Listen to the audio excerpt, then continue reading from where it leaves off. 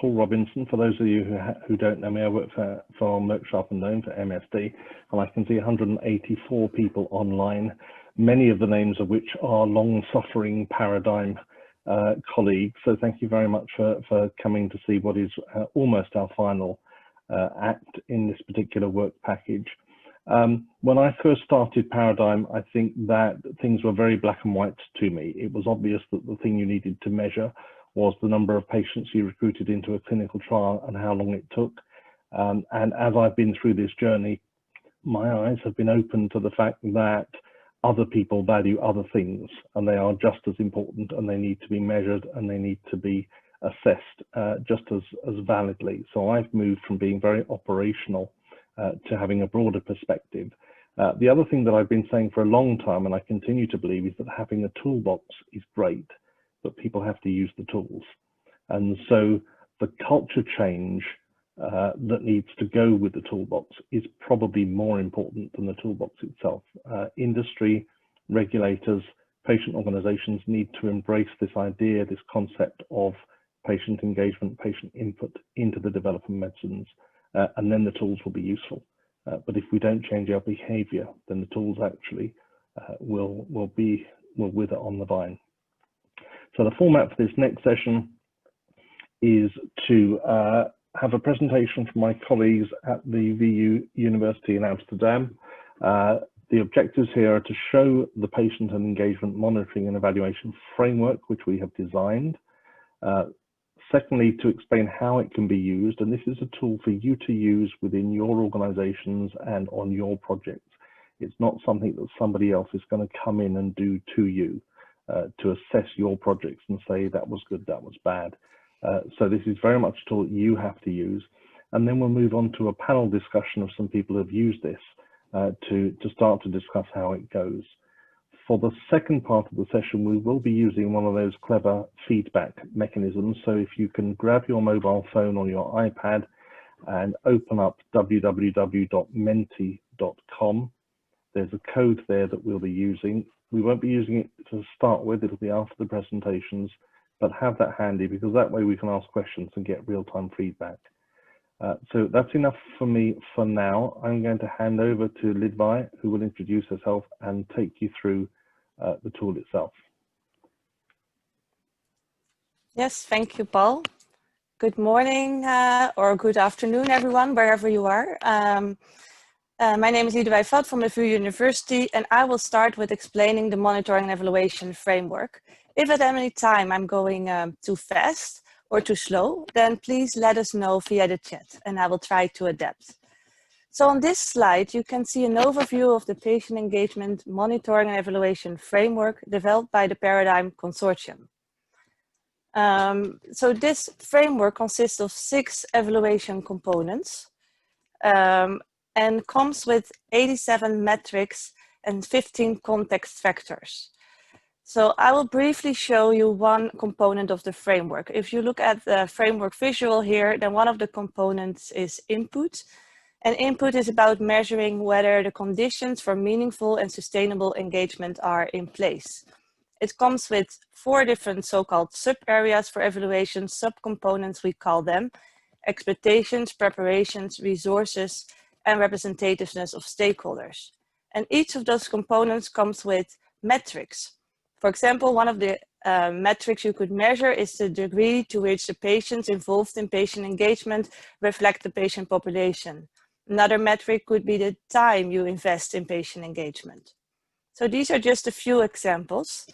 And during this presentation, we will guide you through the whole framework and explain how you can apply the framework to your organization and show you examples of metrics. So what we have learned in our case studies is that there's no one-size-fits-all set of metrics that is appropriate for every organization or for every initiative. So this tool allows you to develop your own tailored framework, your own tailored set of metrics. And you can do this by 4 steps. So the first step is to determine the patient engagement objectives. In other words, what is it what you try to achieve with patient engagement, and what would others like to achieve? Also, it will be helpful to discuss the purpose of monitoring and evaluation. So what do you aim to evaluate, and how will you use that information? The second step is to then develop a roadmap from input to impact and to select metrics. So basically, you're going to visualize how you will achieve your objectives. Step 3 is then to identify suitable methods and to create a monitoring and evaluation plan. So this is about how will you measure it, when do you measure it, who will measure what, etc. And then step 4 is to establish a feedback loop and to consider context factors. That is to together analyze your data and see how you can improve, but also to discuss whether you're on track in reaching your objectives. This framework was developed for different users, for partnerships between patients, patient organizations, pharmaceutical companies, regulators, health technology assessment bodies. So a wide variety of people and organizations can use this tool. To show you how you can use it for your specific initiative or organization, we have developed 3 different so-called personas, examples based on our case studies, which we will use today to explain you how the framework works. So we have 3 types. The first persona we will show is an initiative from a patient organization led by a patient organization called Richard. Then the second persona, which will be presented by my colleague Sefki, is an initiative led by a pharmaceutical company, and we call her Amanda. And then the last persona is an initiative by a regulatory agency. And this example will also show you how you can measure patient engagement more at an organizational level. So I will quickly check the chat box. I don't see any comments there. Please let me know if you have any questions or if I'm going too fast. If not, Paul, also please let me know if you see something in the chat box. But if not, then let's get started with Richard. So Richard is a program officer at a patient organization, and he brings together patients and pharmaceutical companies to discuss clinical trials. So this is an initiative led by a patient organization, and they organize advisory committee meetings. So Richard has been doing this for a while, and he kind of wants to know, like, are we really making a difference? What is the difference for my patient community, for the patients involved, but also for the people we work with, the companies? What do they get out of this? So basically, he's looking for guidance, how to do monitoring and evaluation, and he's also looking for examples of different evaluation methods used in practice. So now I will use this case Richard to show you the different steps. So the steps I just explained to apply the framework to your setting. So I will go to each of these steps to explain how you can do this. Most important thing is that you do this with all stakeholders involved. So with patients, with industry partners, with your team, with all who may benefit from monitoring and evaluation and may have a say in this process. So the first step is to determine your objectives of patient engagement. We have seen in our case studies that different organizations, different stakeholders have different needs and have different ideas of what they want to achieve with patient engagement. For example, one of the industry representatives mentioned that they really want to build trust. They want to create trust between the company and the patient community to also enhance the reputation of their company. Another example is that the patient representatives in this Richard's case said they want to improve the access to clinical trials for all patients in European countries. So keep that in mind. Different stakeholders have different things they want to achieve with patient engagement.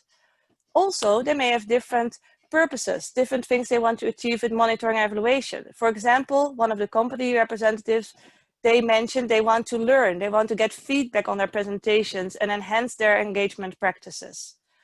One of the patient partners mentioned to Richard that they want to get greater insights into how the patient input is used. So does it change anything in medicine's development? All of these stakeholders in Richard's case want to understand what the value is for patient engagement. So then step 2, collaboratively, they develop a roadmap to impact and select metrics that apply to this roadmap. So basically, they're going to visualize how they're going to reach their objectives. And on this slide, you see the framework, but then in a linear way, and you can see that the colors match with the framework components. So if we start with objectives, then one of their objectives is to ensure that clinical trials collect information about outcomes that are relevant to patients. Now, how do they reach that objective? So they discuss how to get there. First of all, they discuss that the clinical trials should overtly measure those outcomes. So clinical trials should measure outcomes that reflect the needs of the patient population. How to ensure that this happens in practice? Well, then the research protocol should include patient-relevant outcome measures in the research protocol. How to ensure that this happens? Well, then at least the company and the patient community needs understanding of what are the outcomes that really matter to patients. Now, to facilitate this process, the patient organization is organizing advisory board meetings where they bring together a diverse group of patients and companies to discuss clinical trials, and in particular, patient-relevant outcome measures. So this is just one path, and I will do the same kind of discussion for the other objectives. For example, to improve access, that was one of the things that one of the patient representatives mentioned. They may need to increase the number of trial sites in underrepresented countries, may wish to see more diverse patients in clinical trials, and they may need to change in and exclusion criteria in trials to reach this. And similarly, they will have a similar discussion. What are the key steps to, for example, reach trust? Lastly, they will also discuss what are assumptions and factors that may influence success, because this whole path, this takes place in a landscape, and some of those things you can control, but some of the things are part of the landscape which may be out of your control and out of your control of your collaboration, but they can influence the success. For example, the decision context, who has the power to make decisions, but also the timing of engagement. For example, in this case, patients may have more influence on the research protocol and the patient-relevant outcomes if they are engaged early, before protocol approval. If they are engaged after protocol approval, then it may be harder to incorporate the recommendations, as it may slow down the trials that are already running. Again, this is just an example. It may be a very linear representation. In fact, in practice, the road may be a bit more bumpy, but doing this exercise together helps you to align objectives and to identify the key steps to reach your objectives. In order to, in the end, then, of course, select metrics that help you to track your process if you reach your objectives. So now we come to the step where we also going to select metrics that are related to that roadmap. And to show you how you can select metrics, I will show you a prototype of the online version of the framework. So currently the framework is already available in Excel format. You can already use it, but to make it more user-friendly, we're also developing an online version which allows you to then select metrics together with your partners. And I will now go to this online tool to show you how it works. So I'm assuming that you can now see this prototype of the online tool. Yes, perfect. So you can use the framework in two ways. One is to do a guided exploration where you can use the sets that are created by Paradigm, a set of metrics as a starting point based on your patient engagement objectives, which is something that we will show during the next persona. My colleague Sefki will present this. The other option will be to explore the metrics on your own, to kind of walk through the different framework components, check all the 87 metrics and decide what are the metrics that are applicable to my roadmap, to my organization, and then select those that make sense and prioritize them with your different partners involved. So Richard decides to go for this option.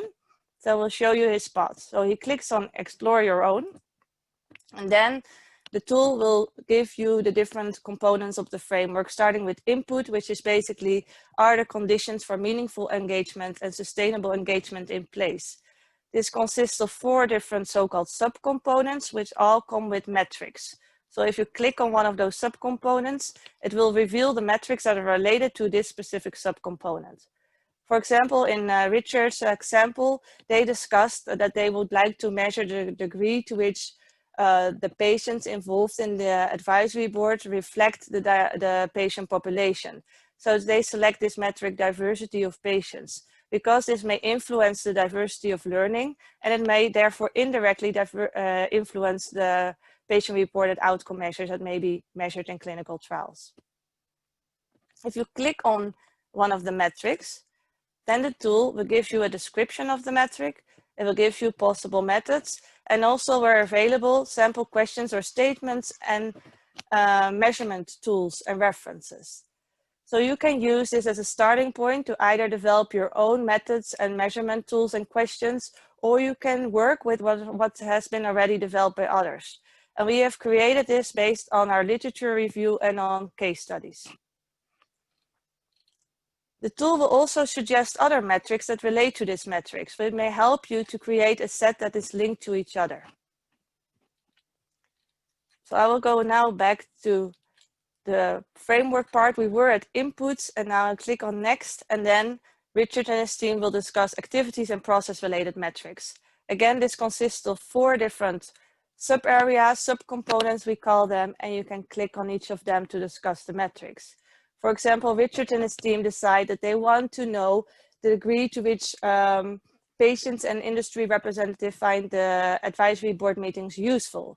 So they selected this metric, usefulness of the patient engagement activities. Then they discussed the learnings and change metrics, which are the short-term effects that you can measure as a direct result of patient engagement. And this can also give you an indication if you're on track on reaching your impacts. And again, you can click on each of these components. For example, they selected a metric. They want to know the influence of patients on the research decision-making process. In this case, if patients feel they have a say in the outcomes that are measured in clinical trials.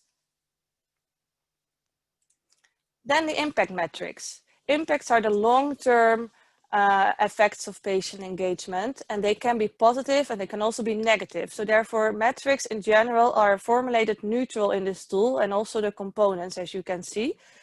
Impact can be related to the research process, the research and development process, for example, research relevance, study ethics, study quality, and quality of evidence and uptake of products. So these are the upper some components, but can also be related to the organizations and stakeholders involved. For example, empowerment, reputation and trust, and the embedding of patient engagement.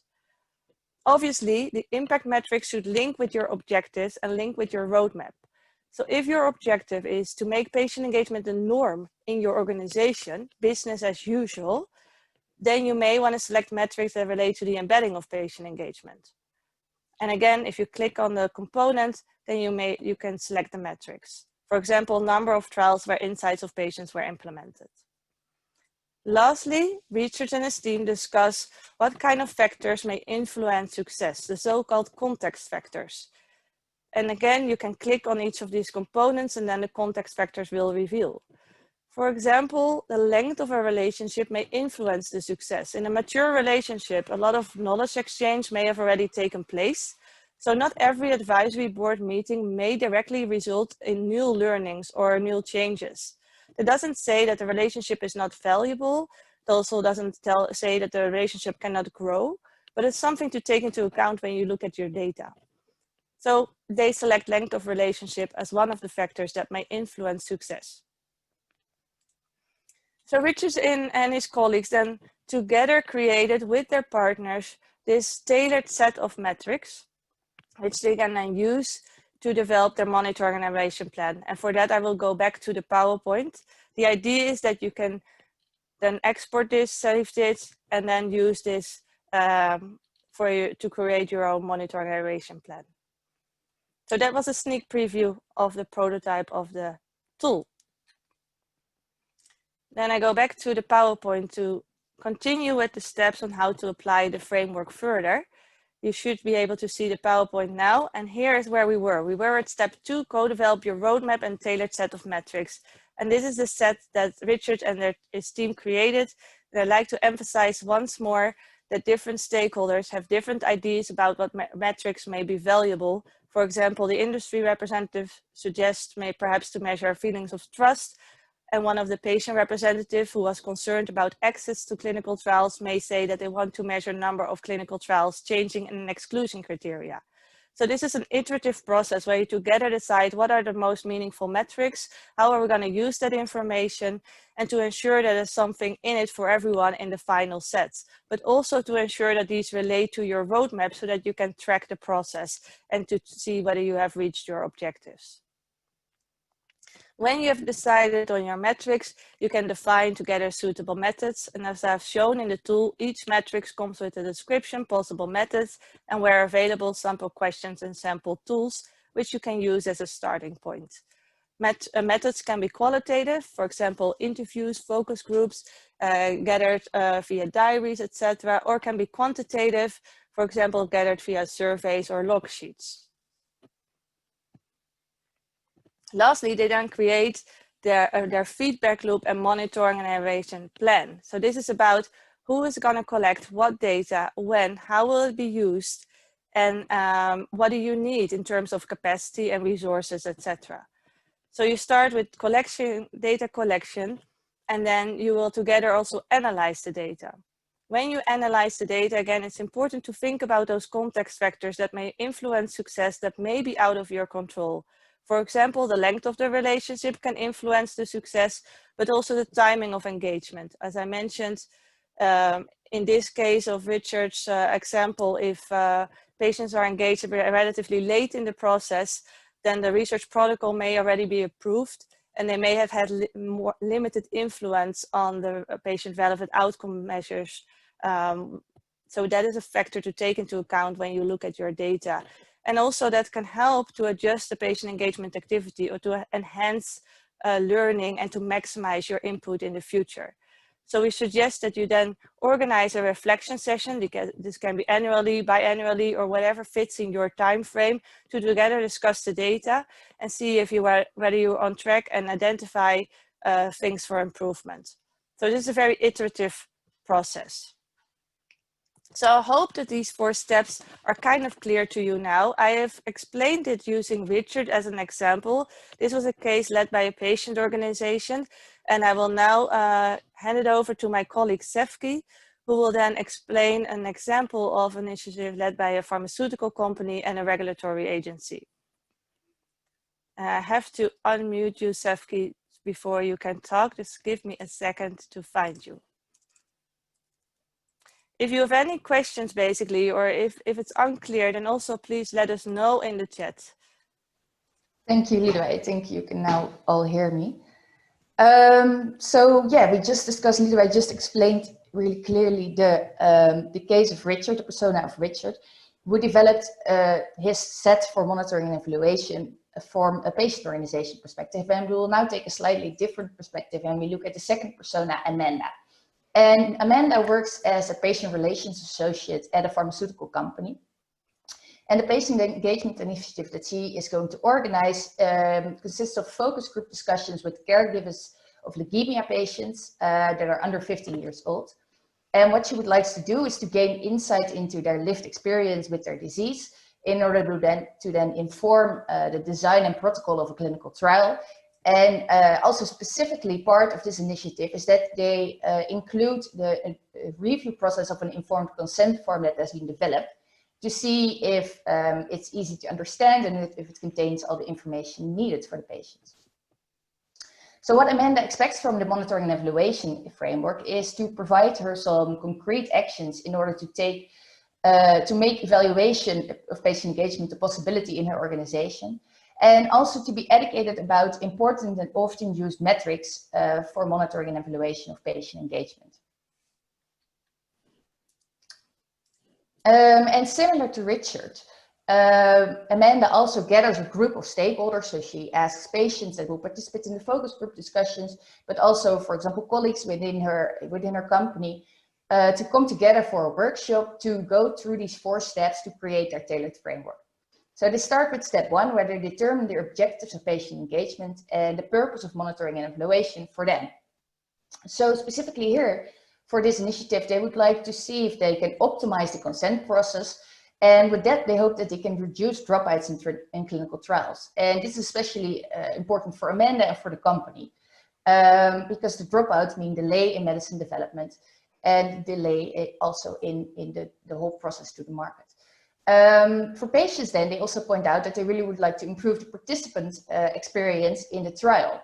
And ultimately, altogether, they would like to see that would then increase the efficiency of the trial and reduce the time to market for medicine. So in terms of why they would like to do monitoring and evaluation, they discussed together that they also have different ideas of what they want to accomplish with monitoring and evaluation. So for example, Amanda, from her role, from her perspective, would like to demonstrate the effects on the company performance. So for example, on cost reduction or how it improved efficiency, because this could help her to justify to her managers that investment in patient engagement is needed. But from her management perspective, they would like to learn how they can use the available resources optimally. So this can be both human and financial, and to see basically how they can spend their money and their time best, and to ensure that it reaches the most impact for the company. And then from the patient perspective, they pointed out, okay, it's really nice that you invite us and that you ask us for our input, but we would really also like to know how you actually use our input. So they asked the company to demonstrate how the recommendations they've given and the insights, how they have been implemented into the trial design and in the informed consent form. So whereas Richard took the approach of the exploring on your own and freely explored all the 87 metrics in the tool, Amanda and her team take a little bit of a different approach, because they would like to have a little bit more guidance and a bit more inspiration in what metrics they should select. So they go for the option guided exploration, and they use the set of metrics as a starting point. So if we could go to the tool, then we can also demonstrate to you what that looks like in the tool. So here they choose the option explore, not explore on your own, but the option guided exploration. And here you see then the 4 sets that are available. And these sets can contain metrics that align to a specific objective. So as you can see here, we have developed 4 sets. Set 1 aligns with improved alignment of product development with patient needs. Then we have a set for improved efficiency, a set for improved quality of evidence generation, and a set for improved trust, transparency, and relationships. And if you then could show the sets, because Amanda, of course, her objective is to improve the efficiency of the clinical trial, so they choose to go for set 2. So here you can see the set, and these sets have been co-created in our work package with from a multi-stakeholder perspective, so involving patient organizations and pharmaceutical companies and HTA and regulatory agencies. And they have been designed to give you guidance in what is relevant to measure if you have a specific objective in mind, but also they contain metrics that the stakeholders felt, or that or work package felt, that link to each other, and that can also measure comprehensively from input to impact the whole process of patient engagement. So you can see here the metrics that are in the set of improved efficiency, and together Amanda and her team can go over each of these metrics, and they can decide and pick and choose which metrics they find most relevant for themselves. And this, of course, depends on the capacity that they have, but also on what is relevant within their setting and within the organization. And this is actually, you can compare these sets basically maybe to a restaurant menu. So whereas we saw Richard, who went for the option explore on your own, you could see that as basically the a la carte option in a restaurant. He can pick and choose which metrics or which dishes he likes and make his own menu, whereas Amanda goes for the option of a set menu, for example, the menu of the day, or the vegetarian menu, or the fish menu, which already contains a set of dishes, or in this case metrics, that align together and that match together. So yeah, these are the options that you have. Well, if they then go also to the final page, then you see here the set that they have selected in the end. You can still also, when you use a set as a starting point, you can still add or remove metrics that you like. So you can still browse through the other metrics to see if there's anything that you felt is missing and that you would like to include. So if we could go back to the presentation. Thank you. And next slide, please. Yeah, so here you see then the set of metrics that Amanda and her team created and that they decided was most relevant for them. And you see that here also this aligns with what they like to achieve. So whereas they would like to improve their persistent burden to reduce dropout and improve then the speed of the trial, therefore they select the impact metrics, participant burden, dropout rates and retention rates, and trial completion rates. But also because they had one of their purpose of monitoring and evaluation was to see how they can spend the resources optimally. They see on their input that you can see the input that they selected the metrics, money spent and time spent. And then they could compare this in the end to the learnings and changes metrics and to the impact metrics to see, okay, where was our time or our money best spent, and how can we make sure that we spend these resources optimally. Last, if we could go back. They also included another metric that they originally was not in the set, but that they found specifically important, which was the patient understanding or the accessibility of the informed materials and informed consent form, because this was specifically part of their initiative. So that's why they also included it here. Yes, next slide, please. So then we have the third persona, and whereas we previously had the patient organization and perspective of a pharmaceutical company, we have the third perspective that is from a regulatory agency, which is Philip, and Philip works as a public involvement manager. And what's also, as Liva also already mentioned, a bit different about Philip's case, basically, is that he would like to measure patient engagement at an organizational level. So he doesn't look at one specific initiative or one specific activity, but these are various activities that happen all over his organization. So they could include, for example, review rounds for trial designs, where they ask patients to review the protocol, or they ask patients to participate in early dialogues between the companies and the regulators. And they use a large pool of patients for this with diverse background and disease experience, and they can then select or ask the patients that they think would fit best with the specific activity that they are going to conduct. What he expects then from the framework is to guide him in developing a comprehensive overview of engagement in his organization, so he can track and see where engagement is happening and where it has an impact. And also to transparently report on the costs, effects, and impact of patient engagement. So he can report that to the public and be transparent about how it influences regulatory decision making. So similar to Richard and Amanda, he also gathers a group, does the workshop, and determines his objectives and purposes, objectives for patient engagement and purposes for monitoring and evaluation. They decide together that they basically have one important objective, which is to improve the quality of scientific advice given to developers and to ensure that this reflects the needs of patients. They would like to do monitoring and evaluation, specifically from Philip's end, because he would like to improve the satisfaction of the stakeholders involved, which he feels responsible for.